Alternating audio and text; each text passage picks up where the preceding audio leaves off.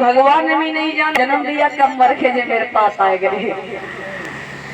इधर सूत जी महाराज कहते हैं कि ऋषियों धीरे धीरे समय व्यतीत हुआ है।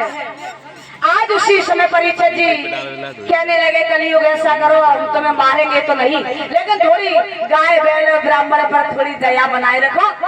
तो कलयुग कहने लगा महाराज आप बताओ हम कहाँ कहाँ रहे, हमें जगह बताओ।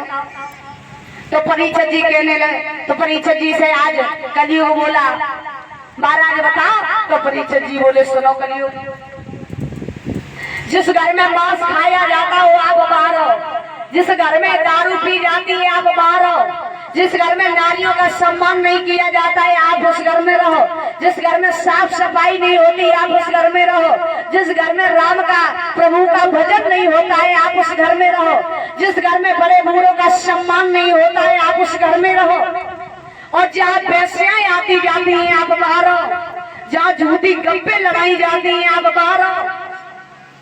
महाराज एकदम से कलयुग कहने लगे कि महाराज हम इतने बुरे हैं जो तुमने हमें इतनी बुरी बुरी जगह दे दी।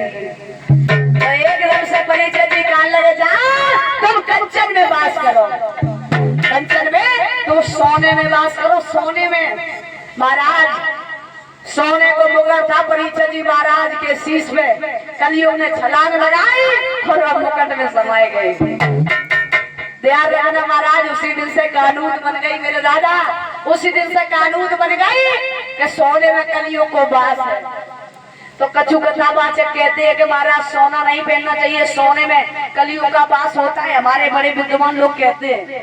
लेकिन महाराज बताया जाता है कि सोना भी दो प्रकार का होता है, एक सोने में लक्ष्मी विष्णु भगवान वास करते हैं और एक सोने में कलयुग वास करता है। अब आप पहन कौन से रहे सो हमें पता नहीं है, क्योंकि महाराज बताया जाता है कि जब भी सोनो जब पहनो तो खुद की कमाई होनी चाहिए, उसमें एक भी पैसा बेईमानी का नहीं होना चाहिए, जिसमें गरीब दुखियों का पेट काट करके अगर तुमने सोनो 2 रुपया इकट्ठे करके तुमने सोनो बनवाओ महाराज, या तो वो सोनो खो जाएगा, या तो उसे चोर लूट लेंगे, या बीमारी में चला जाएगा महाराज। ऐसे सोने कभी फलता नहीं है महाराज, पाप की डेली कभी फूलती और फलती नहीं, और पाप कितना भी छुपाना वो कभी जीवन में छुपता नहीं है। इसलिए महाराज जब भी सोनो पहनो तो खुद की कमाई होनी चाहिए, उसमें उस मेहनत की कमाई पसीना की कमाई से, और अपना सोनो बनवा करके पहनना, उसमें भगवान विष्णु लक्ष्मी मैया वास करते हैं। ऐसे ऐसे सोनो न तो खोता है और न भी कभी चोर लूटते हैं, ऐसे में लक्ष्मी नारायण वास करते। और थोड़ा बहुत आपने इधर उधर करके पैसे करके बनवाया तो उसमें कलयुग का वास होता है महाराज। इधर धीरे धीरे समय व्यतीत हुआ महाराज, ध्यान रखना। अब परीक्षित जी के जो सोने का मुकुट था शीश पे, वो जरासंध पापी का मुकुट था। अब परीक्षित जी का तो था नहीं, वो तो पापी अधर्मी का मुकुट था। आज जैसे ही परीक्षित जी आगे चले, लोमस ऋषि के आश्रम पर पहुंचे। लोमस ऋषि